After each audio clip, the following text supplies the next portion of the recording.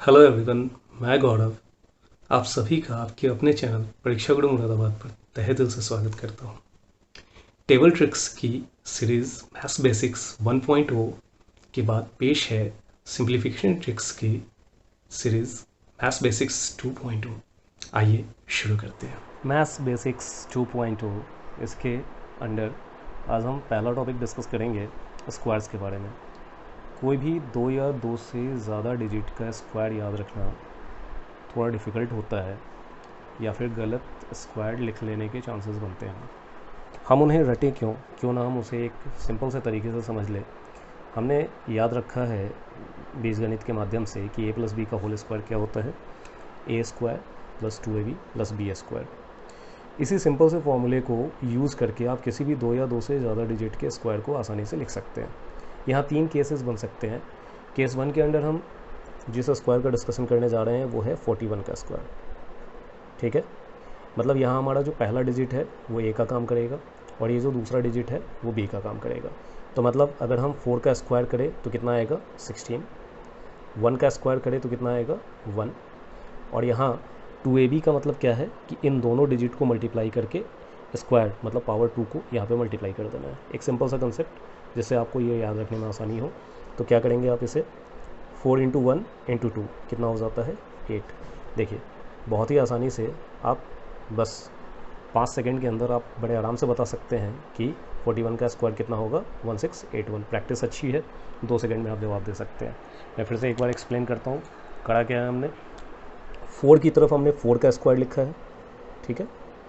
1 की तरफ हमने क्या किया है 1 का स्क्वायर, और बीच में मैंने बोला कि इन दोनों को मल्टीप्लाई करके मतलब 4 इंटू 1 करके ये जो पावर 2 है इसको यहाँ पे मल्टीप्लाई कर दीजिए, ठीक है। आगे हम जब हम क्यूब की डिस्कशन करेंगे मतलब घन निकालना सीखेंगे वहाँ भी कुछ ऐसा ही फॉर्मेट बनेगा।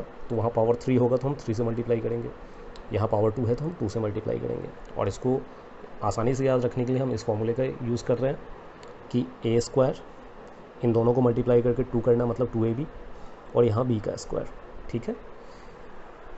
ये केस 1 कैसे है, इस केस के अंडर हमने एक चीज़ जो गौर करनी है हमें वो देखना है कि ये जो यूनिट प्लेस है यहाँ पे भी सिंगल डिजिट है और ये जो टेंस प्लेस है यहाँ भी सिंगल डिजिट है, ठीक है। इकाइकांक भी एक है, दहाइकांक भी एक है।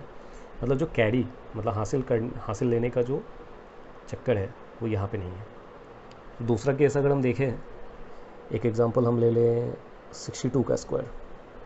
ज़रा देखिएगा इसे, 6 की तरफ हम क्या करेंगे 6 का स्क्वायर मतलब 36, 2 की तरफ क्या करेंगे 2 का स्क्वायर यानी कि 4। बीच में क्या आएगा, इन दोनों को मल्टीप्लाई करके डबल करना है तो 6 2 जा 12, 2 जा 24।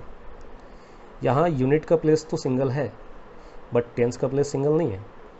मतलब यहाँ पर एक सिंगल डिजिट छोड़ के, जैसा अक्सर हम मल्टीप्लिकेशन में करते हैं, तो स्क्वायर क्या है multiplying the same number twice, एक ही संख्या को 2 बार गुना करना।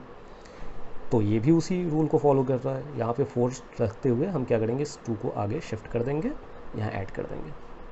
कितना आ जाएगा 36 प्लस 2 मतलब 36 में हम 2 हासिल जोड़ दें तो कितना हो जाएगा 38। तो देखिए बहुत आसानी से आप लिख सकते हैं 62 का स्क्वायर कितना हो जाएगा 3 8 4 4। दैट मीन्स 62 का स्क्वायर हमारे पास क्या आया 3844। एक केस और हम डिस्कस कर ले जहाँ पे यूनिट प्लेस पे भी मोर देन 1 डिजिट हो, टेंस प्लेस पे भी मोर देन 1 डिजिट हो। एक ऐसा ही केस ले लेते हैं हम 84 के रूप में, ठीक है। क्या करेंगे यहाँ पे 8 का स्क्वायर कितना हो जाएगा 64, 4 का स्क्वायर कितना हो जाएगा 16। बीच में बात करें 8 इंटू 4 32, 32 का 2 टाइम्स कितना हो जाएगा 64। अब करना क्या है, यहाँ तो 2 बार शिफ्ट करना पड़ेगा नहीं, एक आसान सा जरिया बना लेते हैं हम। हमें पता है कि इस 4 को किसके साथ ऐड करना है, इसी 1 के साथ, तो इस 4 को इसके साथ ऐड कर देना है, ठीक है। और इस 6 को यहाँ पे ऐड कर देना है, ठीक है। तो देखिए यहाँ 6 आ जाएगा, यहाँ 1 + 4 5 आ जाएगा, यहाँ 4 + 6 10 का 0 और 6 + 1 7। या आप डायरेक्टली लिख सकते हैं 64 + 6 कितना हो जाएगा 70। इसका मतलब हो गया कि 84 का स्क्वायर कितना हो जाएगा 7 0 5 6। देखा कितना सिंपल है। चलिए अब हम इसको ट्राई करते हैं मोर देन 2 डिजिट्स का अगर हमें स्क्वायर निकालना हो तो कैसे निकालेंगे, आइए उसके बारे में डिस्कस करते हैं। यहाँ इस कंसेप्ट को सीखने के लिए हम 2 एग्जांपल ले रहे हैं। एक बहुत ही सिंपल सा एग्जांपल लिया है मैंने 111 का, दूसरा इससे थोड़ा सा टिपिकल है 124 का, ताकि आपको ये कंसेप्ट थोड़ा और अच्छे से समझ में आ जाए। आपको याद है मैंने अभी डिस्कस किया था कि मल्टीप्लिकेशन में हम जनरली क्या छोड़ते हैं, ये जो लास्ट का एक डिजिट होता है ये छोड़ते हैं, बाद बाकी को कैरी करते हैं। तो अगर हमें ए और बी का चुनाव करना है तो ध्यान रखिएगा ये जो बी मतलब बाद वाला अंक, ए मतलब आरंभ मतलब शुरू वाला अंक, तो ध्यान रखिएगा बी का चुनाव हम सिंगल डिजिट के रूप में करते हैं फ़िलहाल, और यहाँ पे जो 11 है इसका चुनाव हम ए के रूप में मतलब आरंभ वाले संख्या के रूप में करते हैं।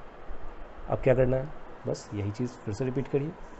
11 का स्क्वायर कितना हो जाएगा 121, 1 का स्क्वायर कितना हो जाएगा 1, इन दोनों को मल्टीप्लाई करें 11 इंटू 1 कितना हो जाएगा 11, उसका 2 टाइम्स कितना हो जाएगा 22।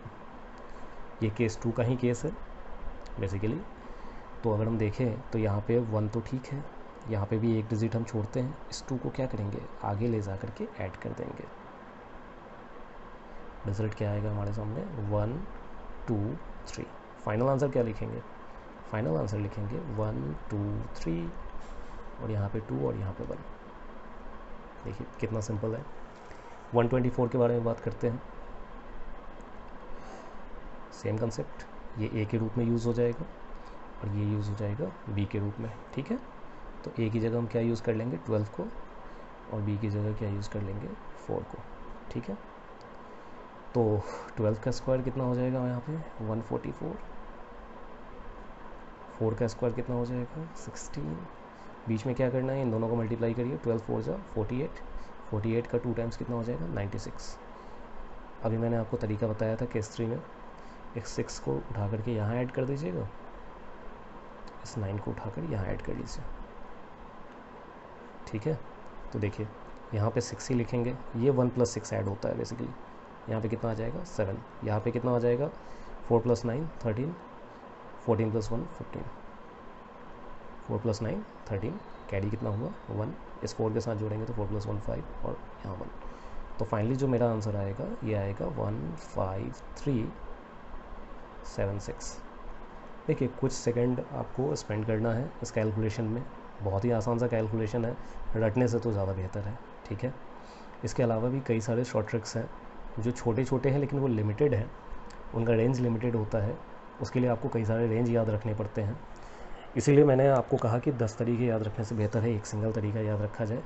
कोई भी नंबर लेके आइए, उसका स्क्वायर आप आसानी से लिख सकते हैं with in few seconds. Video ज़्यादा लंबा ना हो इसलिए मैंने ज़्यादा एग्जाम्पल्स नहीं दिए हैं। आप इस वीडियो को रिपीटेडली मतलब इसको रिपीट कर करके देखिए, आपको ये एग्जाम्पल्स बहुत आराम से समझ में आ जाएंगे और आप इसको किसी भी नंबर पे इम्प्लीमेंट कर दीजिए। यदि फिर भी डाउट रह जाता है कि नहीं सर मैंने ट्राई किया और मेरा कोई नंबर इस मेथड से सही स्क्वायर नहीं दे रहा, तो डिस्क्रिप्शन में मैंने आपको जो हमारा चैट विंडो है उसका लिंक प्रोवाइड कर रखा है, आप उस लिंक पर जाइए, डायरेक्टली चैट विंडो आपके सामने खुल जाएगा, आप उसमें अपने डाउट डाल दीजिए। जैसे आप डाउट पोस्ट करेंगे आपको within 24 hour, within 24 hour इसलिए बोल रहा हूँ क्योंकि ये मैक्सिमम टाइम है, वैसे जनरली आपको कुछ ही मिनटों में रिप्लाई मिल जाता है, तो विद इन 24 आवर 100% आपको रिप्लाई मिलेगा, ठीक है। चलिए मिलते हैं अगले वीडियो में, तब तक के लिए thank you very much, enjoy करिए। उम्मीद करता हूँ ये वीडियो आपके लिए बहुत ही हेल्पफुल रही होगी। इसी तरह के शानदार ट्रिक्स सीखने के लिए चैनल को सब्सक्राइब कर ले और लेटेस्ट वीडियो सबसे पहले पाने के लिए बेल आइकन को प्रेस करना ना भूलें। Thank you very much.